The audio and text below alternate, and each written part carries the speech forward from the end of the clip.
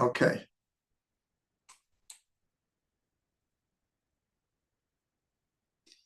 Just want to see something.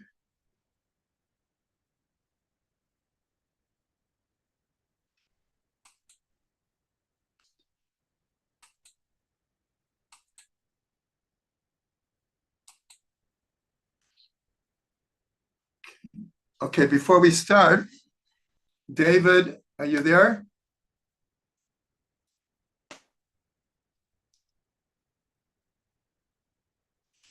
Yeah, okay. I just want to tell you, it's going to be next week, what I talked about the other day, because in the flow of things, this is going to come first. Okay?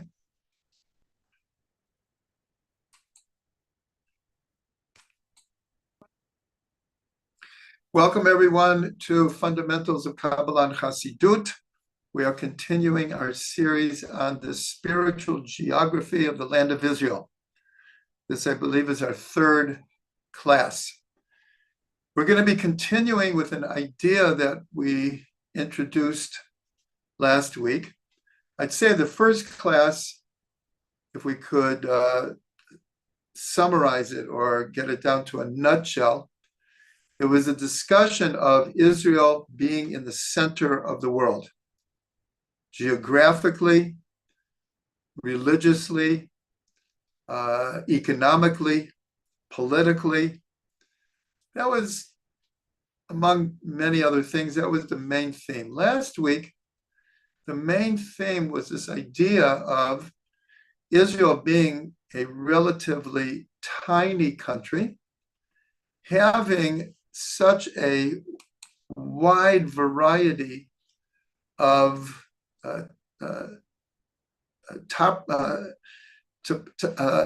geographical areas, from snow-capped mountains to the Mediterranean, to a desert, to the lowest place on Earth, the largest natural crater, to dolphins down in Eilat, and just springs and rivers and lakes, but everything in miniature. And that was our theme, and it was based on this idea that the letter Yud, which is the smallest of the letters, is referred to as the little that holds a lot. And we applied that to the land of Israel. That's it's the geographical reality of Israel.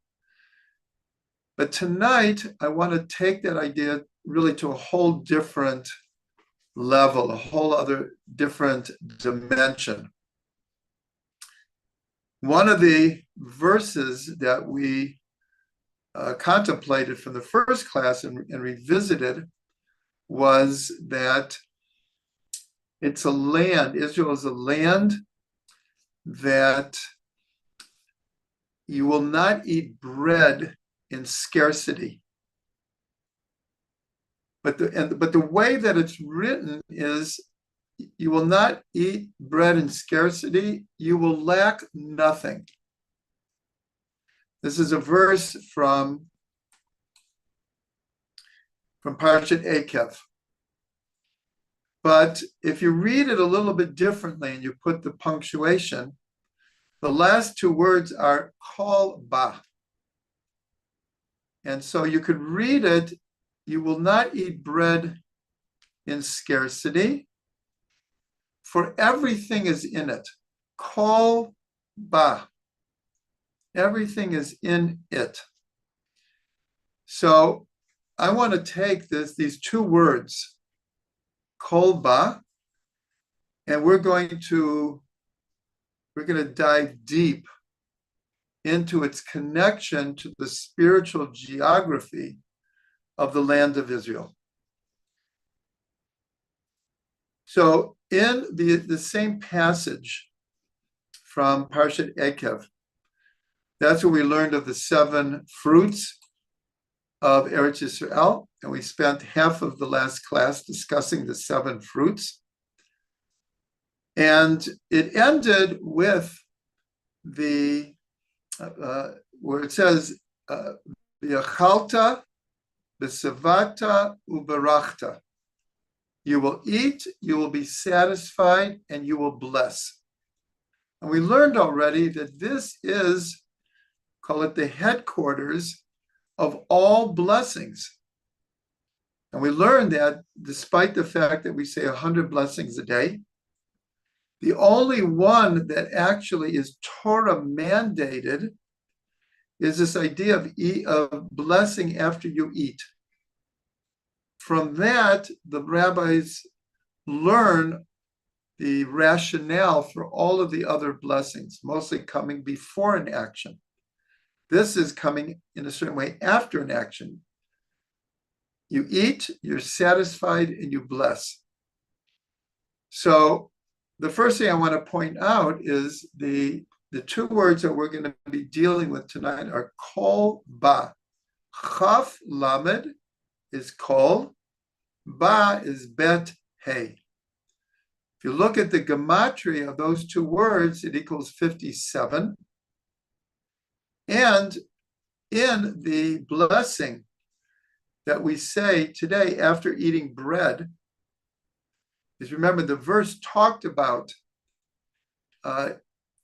eating bread, and it was the first of the 7 fruits of Eretz Yisrael is wheat. And so the first blessing when we bless after eating a meal with meat, with bread, is Baruch Atah Hashem Hazan et HaKol. Blessed are you, God, who provides for everyone. So interestingly enough, the word zan, hazan, you provide, zan equals 57, equals kol ba. Everything is in it. So this is just a beautiful allusion, a hint to the connection of this very, very important blessing and the land, the 7 fruits, and the idea that everything is in it. Now, when we take the words kol ba, everything is in it, the word kol equals 50. The word ba equals 7. So we know that Moshe Rabbeinu was not allowed to come into Eretz Yisrael. It's a whole story where he hit the rock instead of spoke to it. But later in Parshat Ve'et Hanan, in the book of Deuteronomy, so we touched on this last week, that Moshe prayed 515 prayers to come into Eretz Yisrael. 515 prayers. So we can imagine Moshe Rabbeinu has been leading Israel for 40 years. He has spoken about Eretz Yisrael many times in the Torah, many times, especially the verse that says, Eretz Zavat Chalav U'Davash, land flowing with milk and honey. So we can understand that Moshe Rabbeinu, after leading the people to the gate, to the entrance of Eretz Yisrael, wants to come in. He prays 515 prayers, but for really reasons only God knows, we can try to guess. God says you can't come into the land. But it's interesting that for all of the reasons that could be given, the Midrash points out more than anything, Moshe wanted to come into the land so he could fulfill what are called mitzvot tuluyot ba'oretz, the mitzvot that are connected to the actual land. Now, in Eretz Yisrael, there's lots of mitzvot, but there's a whole body of mitzvot that are connected to the very land of Eretz Yisrael. And so the Midrash says that of all the reasons that we could think of Moshe wanting to come into the land, that is like the primary one that is given. He wanted to do the mitzvot in the land of Israel. So we're going to revisit this idea. But again, the numerical value of kol is 50. Now, it says in the Gemara that Moshe, now, first of all, 50 is always connected to what are called the 50 gates of understanding. Chamishim Sharei Bina, the gates of understanding.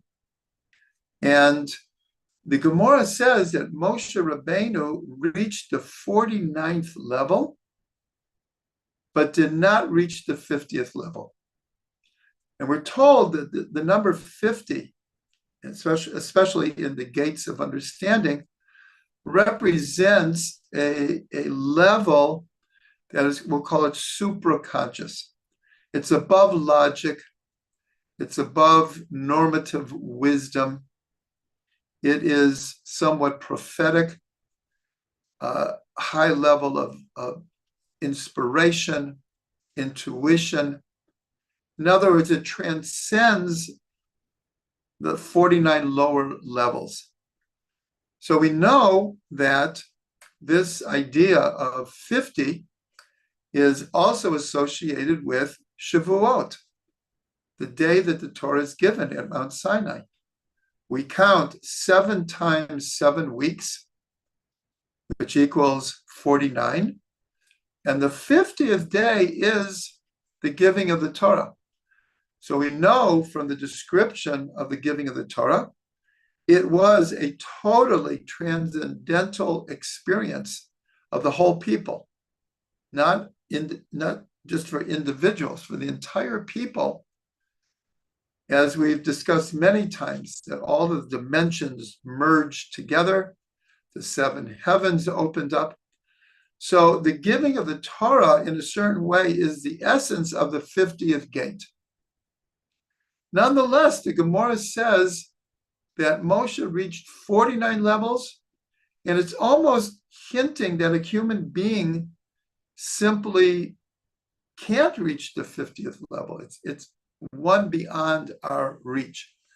There's a beautiful Zohar that Rabbi Shimon Bar Yochai, so he was able to talk to the souls of people who had departed this world. He was in contact with the upper worlds. And so in the Zohar, there are many conversations between the soul of Moshe and Rabbi Shimon Bar Yochai. So in one of these discussions, Moshe Rabbeinu, as it were, was bemoaning his fate that he did not reach the 50th level of understanding. And Rabbi Shimon Bar Yochai said to him, you're not correct. You did reach the 50th level, and it was in Ein HaSechel Shebelev, the essence of the mind in the heart. In other words, you are thinking that the only way to reach the 50th level was through the mind. And he said, actually, you really did reach the 50th level, but you didn't relate to it like that. You reached it through the inner dimension, the inner point of mind that is in the heart. And that's why the Tanya teaches all the time that the mind has to rule over the heart. Hamoach shalit ala lev. But the Baal HaTanya says there are times that the mind must listen to the heart. It's not a fast rule that the mind has to rule over the heart. In general, that is true because the emotions are very, can be swayed, can be like a roller coaster. So the mind has to rule over the heart, but a lot of times in the most crucial moments of our life, we have to listen to the heart. And so that's what Rabbi Shimon Bar Yochai told him. So here we see that not only did Moshe Rabbeinu want to come into the land because he wanted to do the mitzvot, he also understood that the 50th gate of understanding can only be accessed in Eretz Israel. That's part of the, we'll call it the spiritual geography of the land, that there's something much greater than the physical dimension of the land of Israel. There's a spiritual dimension that is intimately connected with the physical land itself. In other words, Moshe Rabbeinu wanting to keep the mitzvot that are connected to the land is because the land itself is a receptacle, is a vessel for spiritual reality.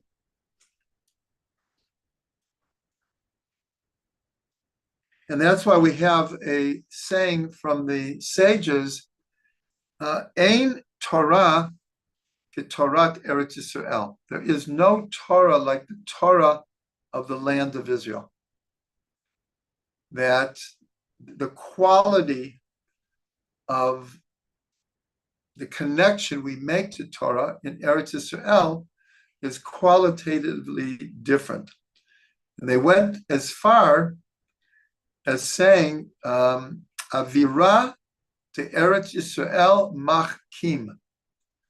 The air of Eretz Yisrael makes one wise. So here, if we're talking about geography, we're thinking of land, mountains, valleys, plains. But here it's even the air of Eretz Yisrael has a certain quality about it. Now, just as an aside, I'll mention that according to tradition, there's one other way to reach the 50th level of understanding, and that is through death.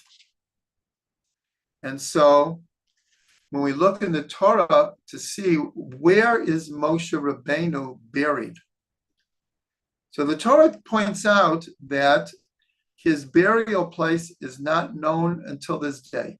We don't know where he is buried exactly. We know in general because it mentions the name of the mountain, Har Navo. If you look at the word Navo, it's Nun Bet Vav. The Nun is in this place. So in other words, Rashi tells us that Moshe died by the kiss of God. A very unique and blessed way to leave this world is what's called the kiss of God. And so it's said that at that moment, Moshe did reach the 50th level of understanding, the 50th gate. Har Navo, Nun Bo. Here we're looking at Kol Ba. Bo is masculine, Ba is feminine. And this is something that we will look at further also, that when we relate to the land of Israel, it's always in the language of the feminine. Our relationship to the land is all of Israel is considered, in this context, male, masculine, and the land is feminine. So our love relationship with the land is between masculine and feminine. All of Israel is masculine, and our beloved is the land itself. In our relationship to God, it's just the opposite. God is, as it were, the masculine, and all of Israel is the feminine in relationship to God. It's all relative.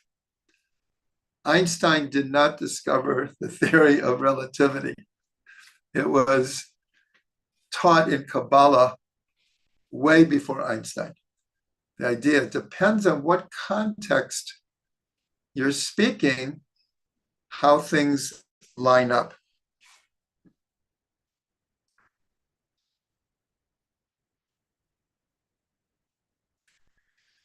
Okay, so now let's go a little bit deeper. And we're going to look at the word call. Now, after Sarah dies and Avram buries her, so it says, Avram zaken ba biyamim, Hashem berach et Avram bakol. Avram became elderly in wisdom, and Hashem blessed him with bakol, everything. So that's very reminiscent of kol ba. Everything is in it. And so there are different traditions. What does that verse mean? So one is this idea, he came into days, meaning that at that point, Avram had 1 foot in this world and 1 foot in the world to come. In other words, he had reached such a level, and a good part of it was that Sarah led the way. She was the first Jew to be buried, and she, in a certain way, opened up the gate to the world to come to Avram. That's why this verse comes after she is buried. Avram zaken ba b'yamim, Hashem berach et Avram bakol. So here, bakol has 3 of the 4 letters of our words kol ba.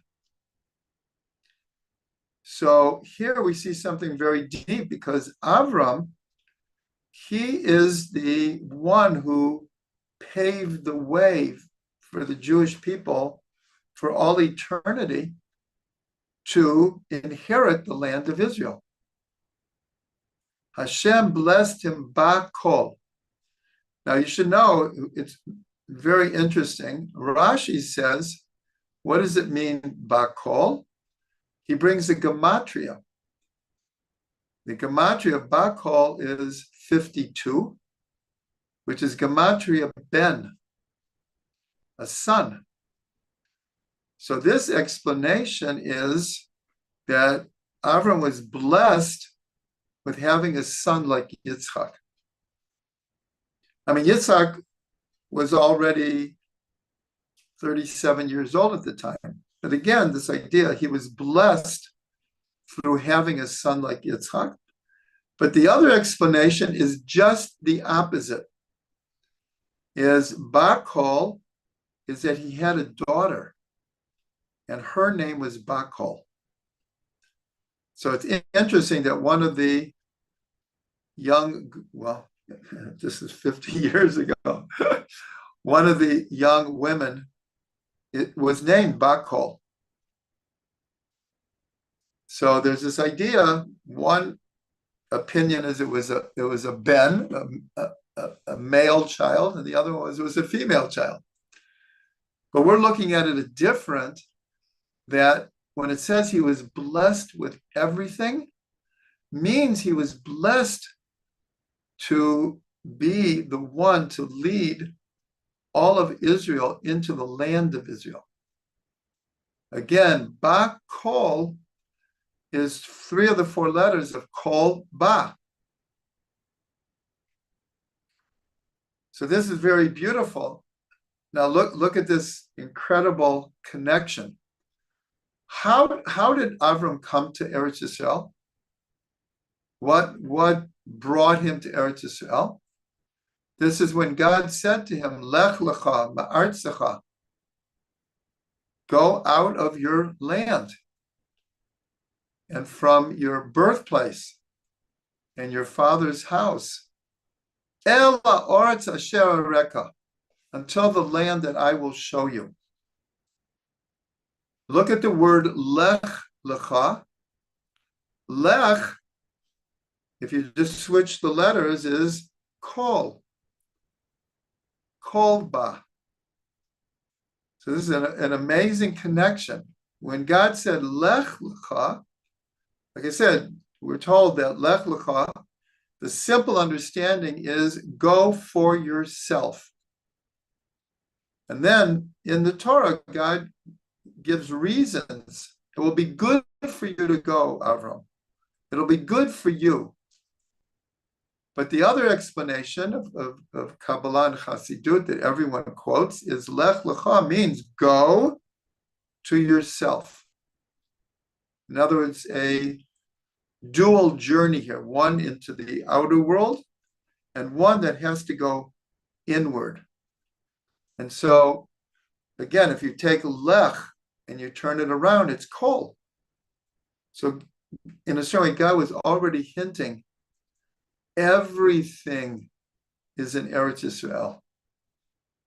Everything is in Eretz Yisrael. Everything you could want or imagine is in this very, very small place called Eretz Yisrael. Now, if you take the letters of Kol Ba and you permute them, it's Ha-Kala, the bride. Ha-Kala. So as I said before, when it says Kol Ba, this is teaching us that Eretz Yisrael is the feminine energy. The earth itself is feminine. That's why earth is called Adamah. And Eretz is also a feminine word. So the two words for land, earth, dirt, soil, they're both feminine. And so, of course, in the world, we have this idea of Mother Earth, but we relate to that in a very deep level. So again, Kol Ba is Ha-Kala, the bride. And that is our deep connection. So going back to, we started this whole thing that Kol Ba equals Zan. God providing for us, Zan et HaKol, the first blessing after eating bread.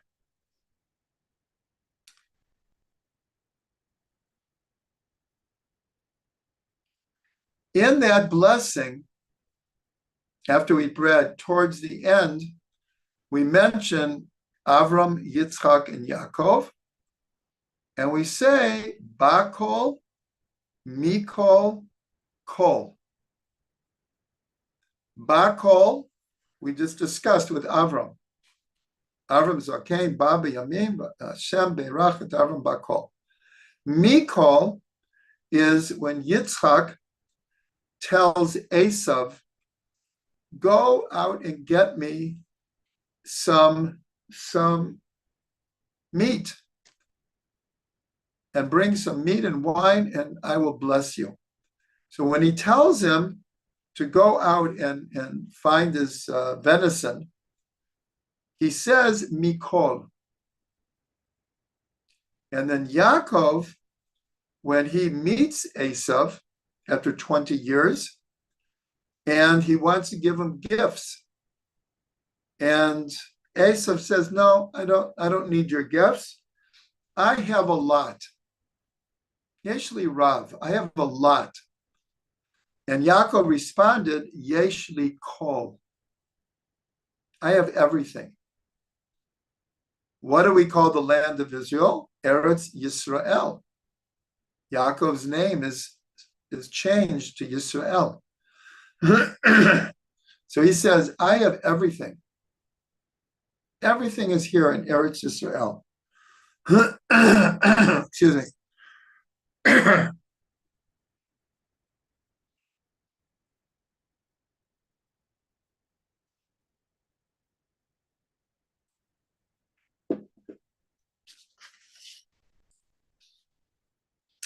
Okay, so to sum this up, what we're seeing here, of course, this is all in the context of trying to understand the spiritual geography of Eretz Israel. So, like I said before, one of the most important ideas is the centricity of Israel. As we said, geographically, economically, politically, economically, religiously. And the second major theme that we're delving into here is the idea of what does it mean, the little that holds a lot? Why is Israel this tiny little country? In other words, if God wanted the Torah to spread to the whole world, wanted the knowledge of one God spread to the whole world, and he wanted a people that would do this, why not take Avram to this huge territory, and even more to a territory that would not have to be fought over? These are great mysteries. Nonetheless, God gave him Eretz Israel. God chose Eretz Israel. That's why it says, Ela Oretz Asher Areka, to the land that I will show you. God had chosen Eretz Israel, particularly for Avram and the Jewish people. So there's obviously a tremendous secret here of Eretz Israel being so small, and yet this is from the place that the knowledge and the belief in one God spreads to the whole world.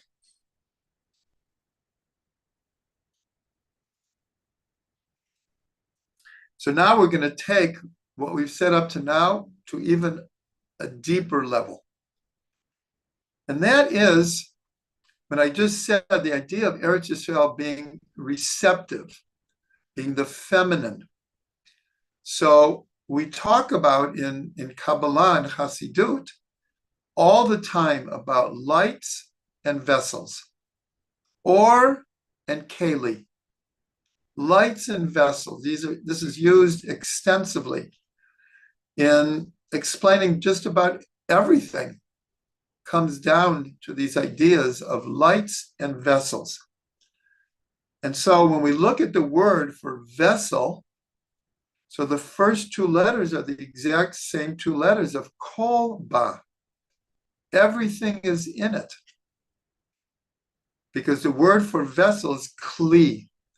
Chaf lamed yud. Kli. So here we're understanding Eretz Yisrael is the vessel for God's light, God's wisdom, God's knowledge, and the very purpose of creation.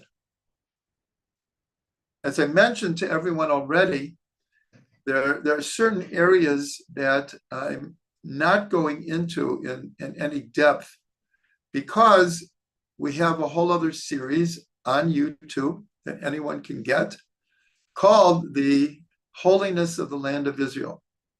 4 classes.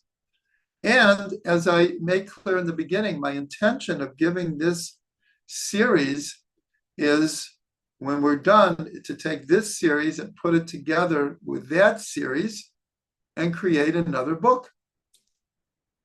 So I'm not revisiting areas that we covered in a previous series to this group. It was approximately 2 years ago that we did this series on the holiness of the land of Israel.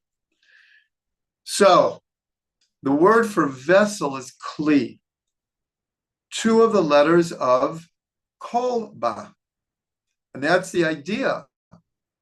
The idea is Eretz Yisrael is the vessel of the holiness that will eventually spread to the whole world.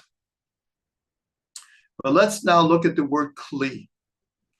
Kli is the word kol, 50, and the letter yud. Now, what have we said about the letter yud already? It's the little that holds a lot. So talking about Eretz Yisrael being the kli puts together the idea it has everything, but it has everything in a very small space. Kli, now I see some of you are taking notes. I would recommend greatly for the next 10, 15 minutes, if you want to follow this, you might want to jot this down. You can do it now or when you listen to the class again, or some of this might go into one ear and out the other.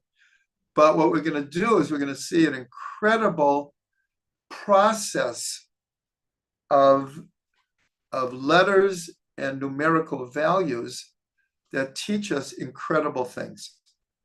So again, the idea of a vessel is it becomes the place where the yud can be held. The yud is held by the kol. The little that holds a lot is the kli itself. But the yud, of course, is the first letter of God's four-letter name. And this represents, in a certain way, the light within the vessel. Now, kli equals 60. Chaf is 20, lamed is 30, yud is 10, together 60.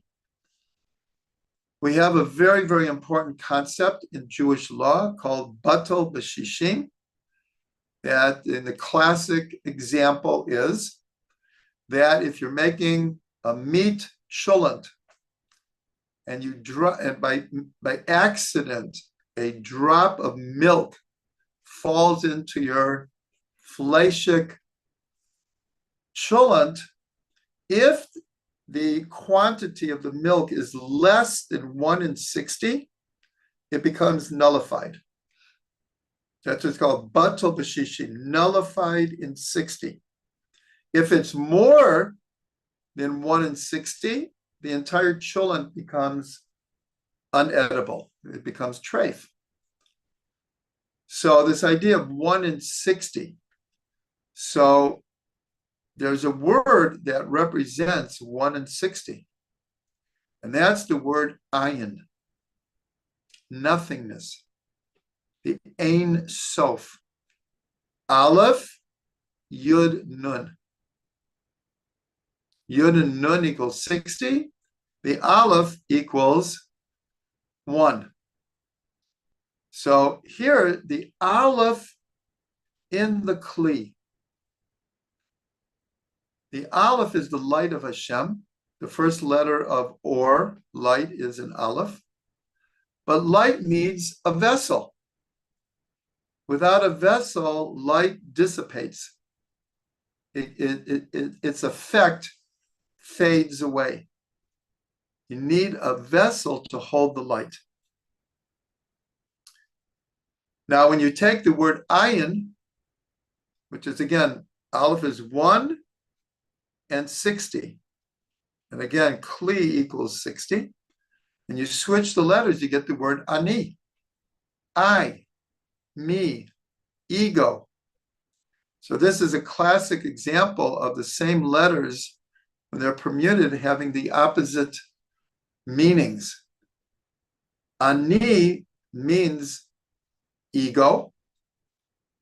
Ego, by the way, it's not evil in itself. It's just when it's bloated ego, it becomes problematic. But God gave us an ego in order to act in this world. But we have to learn to nullify our ego to the will of Hashem. So that's the secret of this word ayin. And again, we're like taking steps here. Kli is 60. And you add what's called the kolel, so then you have 61, and then you have this idea of ayin and ani. Now, if you take the word ayin, which means nothing, nothingness, but as we've learned many times, this nothingness is the womb of everything. When we say yesh mi'ayin, something from nothing, it's not nothing in the sense of nothing. It's really the ultimate something. Yesh mi'ayin, all something comes from what we call nothing. So when you look at the word for infinity, it's Ein Sof, which literally means without, or nothingness without end. Sof means end, endless, without end, no end. But here we have a very deep understanding of the relationship between spiritual and physical. And the reason I'm doing all of this, because we have to understand the physical qualities of the land of Israel. The physical geography is based on understanding the spiritual content of the physical world in general, and especially of Eretz Yisrael. So if you take the two words Ein Sof, so Ein, you could read it Ein within the Sof. Now, what does that mean? That means that this world, in the words of the Tanya, this world, Olam Asiyah, is the lowest of all worlds. The lowest of all worlds. All the other worlds are contained in potential in this world. But there is no world lower than this. That's what physicality is. And yet we know that physicality holds spiritual potential, just like matter holds energy. In fact, matter is energy. Physicality is spirituality. So the Ein Sof means that God's infinite light is also the secret of physicality. It is endowed within and clothed within physicality, and especially Eretz Yisrael. Now let's look at the word Sof. Sof equals 146. So what other word has the gematria of 146? The word Olam. So now we can understand better when I say Ein Sof. The Ein is within the world.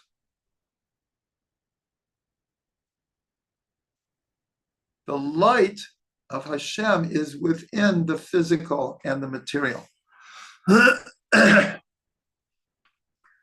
So now let's go back to the word kli, vessel.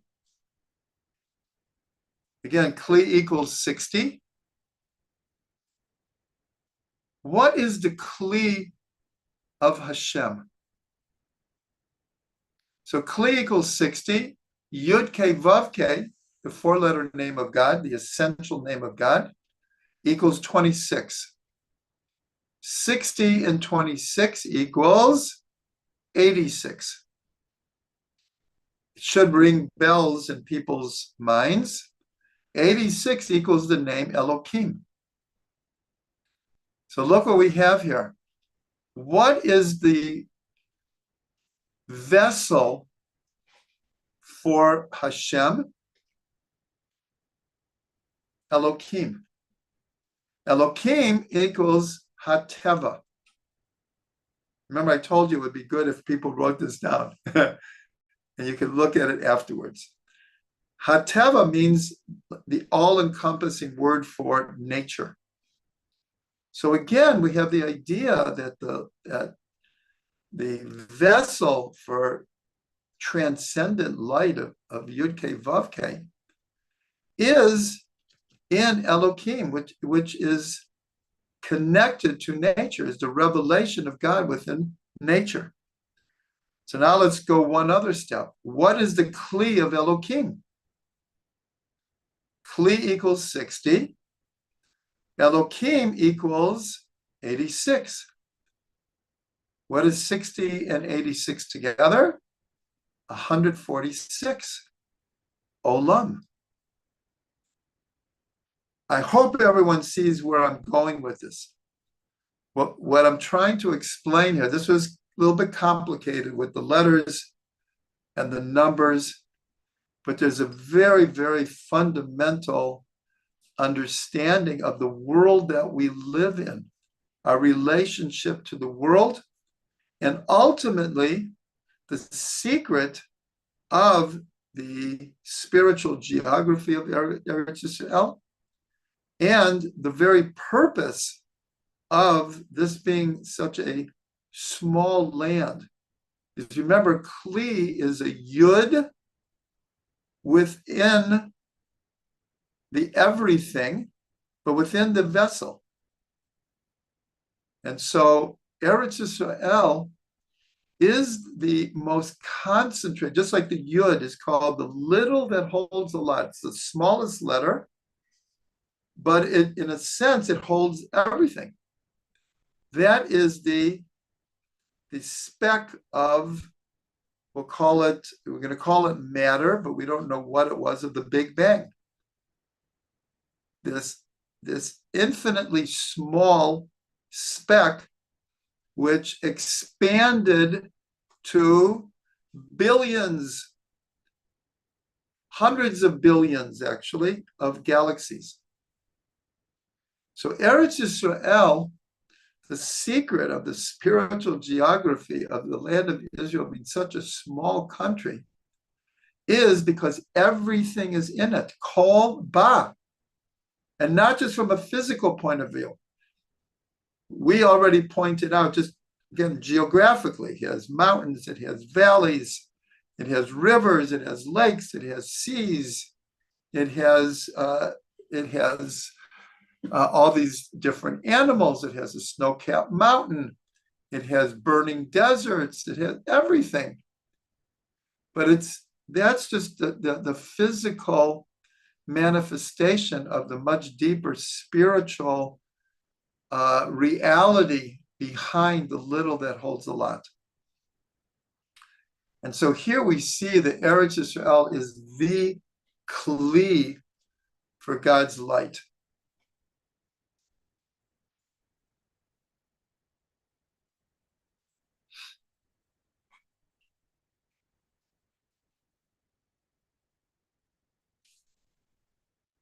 So as I said in the beginning, that we're taking this to a whole different level. But we didn't call this series the spiritual geography of the land of Israel for nothing. In other words, in future classes, it's true, we are going to be spending more time dealing with the actual physical descriptions of the land, the realities of the land, and also their hidden meanings. But in this class, I wanted to delve as deep as I could into the spiritual underpinnings of the land of Israel. Now, in the Sefer Yetzirah, and it's one of my favorite passages in Sefer Yetzirah, it says, Na'utz sofan b'techilatan, v'b'techilatan b'sofan. The end is wedged in the beginning, and the beginning in the end. So, as far as the letters go, if you say something bad, Na'ut Sofan. So the first letter of the word end, Sofan, is a samach, which is a circle. And this is already the idea of the passage, that the end is wedged in the beginning and the beginning in the end. So the only shape that we have where that is in a certain way, it's symbolic of, is a circle. And that, of course, is the letter samach. And the samach equals 60. The gematria of kli. So here we see that, and here I'll mention a Rashi that I already did in the series on the holiness of Eretz Yisrael. But since I brought this up, in Lecha Dodi, that we sing every Shabbos evening to usher in the Shabbat. So Lecha Dodi, let us go, my beloved, Likratka, to greet the bride. Pnei Shabbat, the face of Shabbat, Nikabelah, we will receive. So let's just understand what that means. Lecha Dodi is we're speaking to God. God is the Dodi. Lecha Dodi, come, my beloved. Likrat Kala, let us greet the bride. Pnei Shabbat, the face of Shabbat, let us receive. So I said this already, that in relationship to God, we're the feminine, and God is the masculine. In relationship to Eretz Yisrael, we are the masculine, and the land is the feminine. But now we're going to add a new one, Shabbat. Shabbat is the feminine, and we, again, as it were, we're like God, we're the masculine. And so look at the words, Lecha Dodi. Lecha is the same letters as Hakol. Hakolba, everything is in it. Kolba, Shabbat. Shabbat is called by two names, Shabbat and the seventh day, Yom HaShvi'i. The root of the word Shvi'i is the same root as Saveya, satisfied. So I learned I would say almost a critical teaching from Rav Ginsburg. It's a very simple teaching, but it can change your whole Shabbat.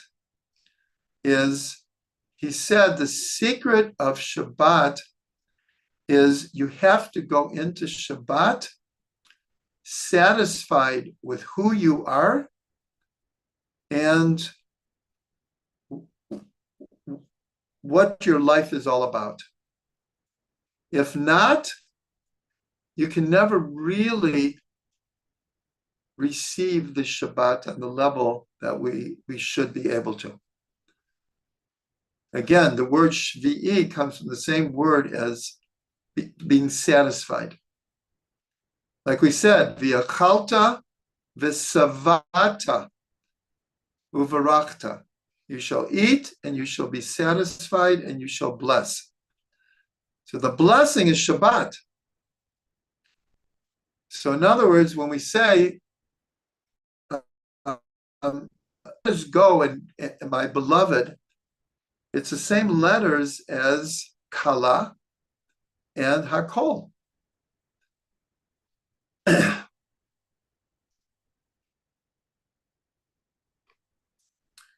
So what I wanted to add, before I end, another pearl of an idea. This is from the Slonim Rebbe.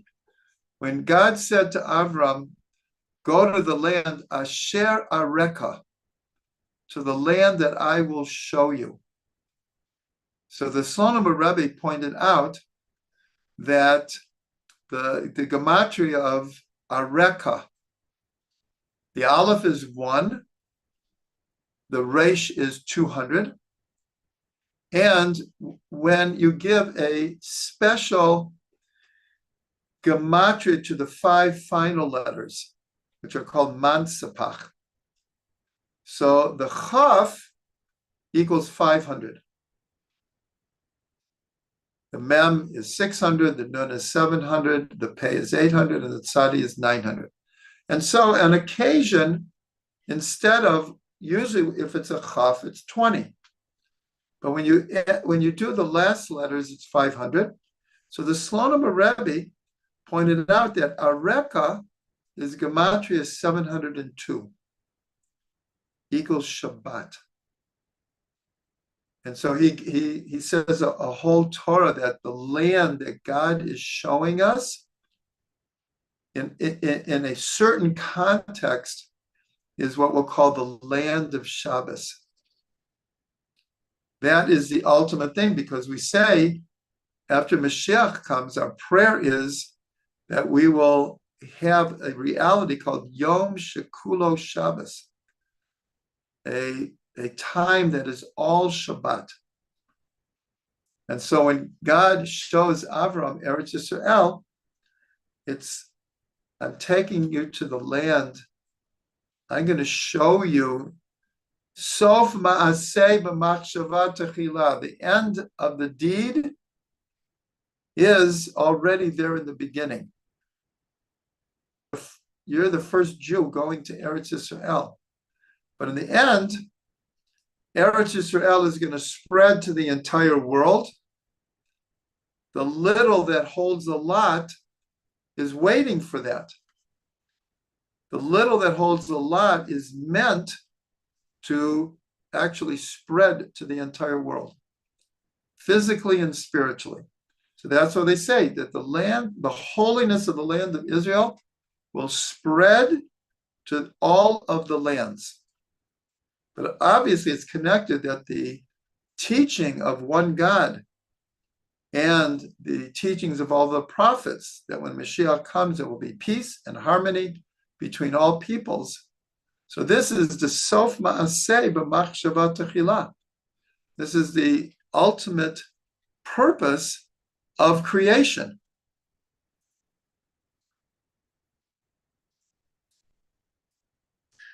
So admittedly, these are very deep ideas. There is a lot to contemplate here. And starting next week, we will, in a certain way, be kind of like bringing it back down to the actual physical dimension of Eretz Yisrael. But I felt it was important to have the spiritual understanding of really the deep spiritual potential within the physical. That's what we learned tonight. In a deep way, when we say the Ein Sof, the Ein is in the Sof. The spiritual is in the physical. And that's why, except for a handful of mitzvot, all of the mitzvot have to do with a physical action, a physical object, or speech. And speech is considered an action. It all has to do with interrelating to the physical world that we live in. Not to keep it all mental. That we act in the world. We do mitzvot in the world with physical objects and physical actions. It's because kol ba, or as the sages say, ha-ma'aseh hu ha'ikar. The action is the main thing. Not just thinking about it, but the doing of it is the main thing. Now, it goes without saying, to do without thinking is not ideal. Obviously, the ideal is that we translate our deepest thoughts. This is what's called kavanah. We take our deepest intentions and we put them into our physical acts. That's the essence of doing mitzvot. And there's even an opinion that when we're in exile, we are doing mitzvot only to remind us or keep us tuned in to the fact that the main place to do mitzvot is in Eretz Yisrael. That's why last week's parsha was Yitro, and we received the 10 Commandments. And we think, oh, that's the pinnacle. That's the pinnacle. But the pinnacle is taking the Torah into the land of Israel and creating a Torah society in the land, and especially based around the actual mitzvot of Eretz Yisrael. Mitzvot tuluyot ba'aretz, and as we said before, that's why Moshe wanted to come into the land, because he wanted to sink his whole being in physical land. This is the same Moshe Rabbeinu who spent 40 days with God in heaven. However, we understand that. But Moshe was on a completely different plane, and it wasn't just 40 days. He spent 3 periods of 40 days. This is the same Moshe Rabbeinu who brings the Torah down from heaven, who spoke to God face to face, but he wants to come into Eretz Yisrael so he can keep the physical mitzvot of the land. So that is the ultimate of na'ut sofan b'techilatan b'sofan. Of the end is wedged in the beginning, and the beginning in the end. So we should all be blessed to have this consciousness of Eretz Yisrael. I'll end with because many people who are watching, who will be watching, do not live in Israel. So once there was a man who came to the third Lubavitcher Rebbe, the Tzemach Tzedek, and wanted a blessing to come to Eretz Yisrael. In those days, hardly any Jew lived in Eretz Yisrael. It was incredibly hard, and it was incredibly dangerous even to get here. But nonetheless, Chabad had representatives in Israel, but for whatever reason, the Tzemach Tzedek told him, it's not meant for you to go to Eretz Yisrael right now. The man was very, very disappointed. So the Tzemach Tzedek said to him, make Eretz Yisrael here.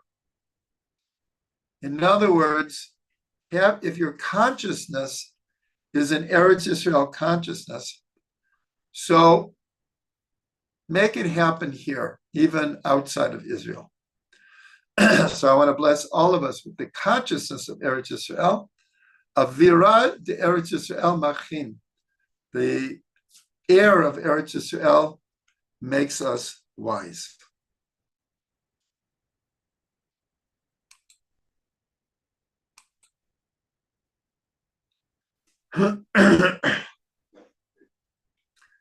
Chaim, everyone.